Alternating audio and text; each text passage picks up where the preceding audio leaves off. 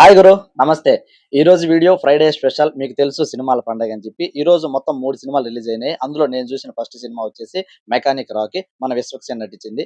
విశ్వక్సేన్ తన సినిమా గురించి ప్రమోషన్స్ అయితే చాలా విరవిగా చేశాడు. ఆడియో రిలీజ్‌లోను, ప్రీ రిలీజ్ ఫంక్షన్స్‌లోను కొంచెం ఎక్కువగానే చెప్తాడు సినిమాల గురించి. సో, అంత చెప్పినంత సినిమాలో ఉందో, లేదో మనం ఈ రివ్యూలో చూద్దాము. స్టోరీ విషయానికొస్తే ఒక కాలేజీలో ఇద్దరు ఫ్రెండ్స్ ఉంటారు. అందులో ఒకడికి క్రికెట్ అంటే బాగా ఇష్టం ఉంటది. అతనికో చెల్లెలుంటాది. ఆ చెల్లెల్ని మన రాకీ అనే అబ్బాయి ఇష్టపడతాడు. క్రికెట్ అంటే ఇష్టమున్నా సరే, అతను మిడిల్ క్లాస్ ఫ్యామిలీ వల్ల తను దాని గోల్‌ని రీచ్ అవ్వలేకపోతుంటాడు.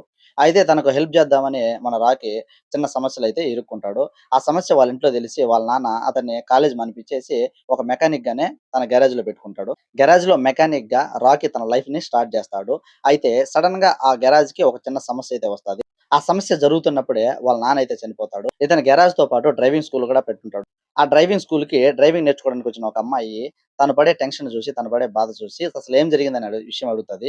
తన గ్యారేజ్‌ని కాపాడుకోవడానికి తనకు ఒక 50,00,000 డబ్బులు కావాలని చెప్తాడు. సో, ఈ కథంతా చెప్తా ఉండంగానే సడెన్‌గా వాళ్ళొచ్చి గ్యారేజ్‌ని కూల్చేయడానికి ట్రై చేస్తా ఉంటారు. అప్పుడు తను వాళ్ళని టైం అడుగుతాడు. ఆ గ్యాప్‌లో ఈ డ్రైవింగ్ స్కూల్ నేర్చుకోవడానికి వచ్చిన అమ్మాయి, "మీ నాన్నకి ఒక ఇన్స్యూరెన్స్ ఉంది. ఆ ఇన్స్యూరెన్స్ ద్వారా నీకు 2,00,00,000 డబ్బొస్తదని" చెప్తది.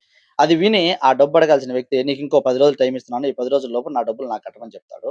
సో, అంతా బానే ఉంది గదా! అనుకుంటే సడెన్‌గా ఒక ట్విస్ట్. అంటే మనకు గాదు, సినిమాలోనే ట్విస్టు. అతని పేరేదైతే ఉందో వాళ్ళ నాన్న రాకేష్ అని పెట్టుంటాడు. ఇతను రాకీగా మార్చుకుంటాడు. అయితే ఆ ఇన్స్యూరెన్స్ పేపర్‌లో నామినీగా ఉన్న పేరు రాజేష్ అని పడుంటది. అసలది ఎందుకలా పడింది? అసలు ఈ డబ్బులడుగుతున్న వ్యక్తి ఎవరు?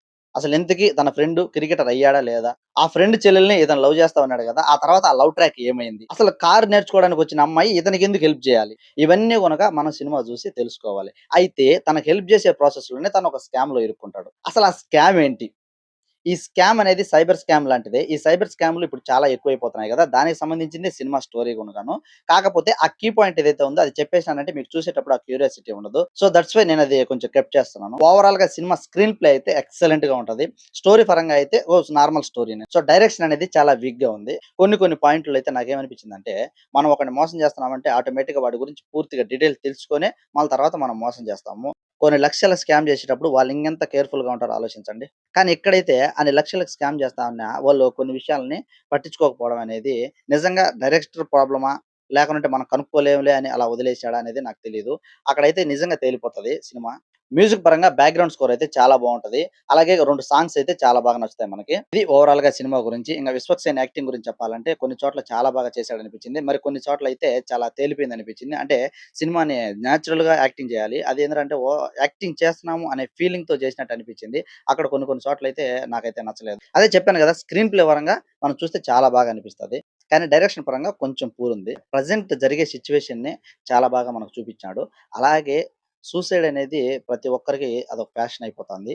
సో, దాన్ని గూడా తగ్గించేదానికి ఇదొక మార్గం అనుకోవచ్చు. ఎందుకంటే కొంచెం ధైర్యం లేనోళ్ళు సూసైడ్ చేసుకుంటా ఉంటారు. కానీ లైఫ్‌లో ఒక్క నిమిషం ఆలోచించితే మటుకు ఖచ్చితంగా ప్రతి ఒక్క సమస్యకి ఏదో ఒక మార్గం అయితే ఉంటది. సో, 'విశ్వక్సేన్' స్టోరీ సెలక్షన్ ఎప్పుడు బానే ఉంటది. అదే చెప్పాను గదా! కొంచెం డైరెక్షన్‌లోనే వీక్ అనిపించింది. మిగతాది ఓవరాల్‌గా అయితే సినిమాని హ్యాపీగా చూడొచ్చు. మరి మనము ఫస్ట్ హాఫ్‌ని ఎంత ఎంజాయ్ చేస్తామో నాకైతే నేను చెప్పలేను గానీ, అంటే మీరెట్లా ఎంజాయ్ చేస్తారో, సెకండ్ హాఫ్‌నైతే పక్కాగా ఎంజాయ్ చేస్తారు. అది మటుకు గ్యారంటీ ఇవ్వగలుగుతాను. 'విశ్వక్సేన్' ఫ్యాన్ అయితే మటుకు 2 పార్ట్స్ ఎంజాయ్ చేయొచ్చు. కానీ సినిమా అభిమాని అయితే మటుకు ఫస్ట్ హాఫ్‌ని ఖచ్చితంగా ఎంజాయ్ చేయలేడు. సెకండ్ హాఫ్‌నైతే ఎంజాయ్ చేస్తాడు. ఇది ఓవరాల్‌గా ఈ సినిమాకి సంబంధించిన నా రివ్యూ. ఈ సినిమాకి నేనైతే 5 ఔట్ ఆఫ్ 3 ఇస్తాను. సో, ఒకవేళ మీరు సినిమా గనుక చూసుంటే మీకనిపించిందో కింద కామెంట్ చేయండి. సినిమా గనుక చూడకపోతే సండే వెళ్ళండి. ఇప్పుడేమంత అర్జెంట్‌గా చూసేయాల్సినంత సినిమా అయితే ఏం కాదనైతే చెప్తాను. వీడియో గనుక మీకు నచ్చితే ఖచ్చితంగా లైక్ చేసి మీ ఫ్రెండ్స్ అండ్ ఫ్యామిలీతో షేర్ చేసుకొని మన ఛానెల్‌ని కొంచెం సబ్స్క్రైబ్ చేసుకోండి. ఇక ఈవినింగ్ గూడా మళ్ళా నైట్‌కి ఇంకో సినిమాకెళ్తాము. ఆ సినిమా రివ్యూ గూడా చెప్తాను. అదే 'జేబ్రా' గురించి. సో, ప్లీజ్ మన ఛానెల్ కొంచెం సబ్స్క్రైబ్ చేసుకొని ఆ బెల్ ఐకాన్ కొట్టి పెట్టండి. మీకు నోటిఫికేషన్ వస్తది. Thank you so much.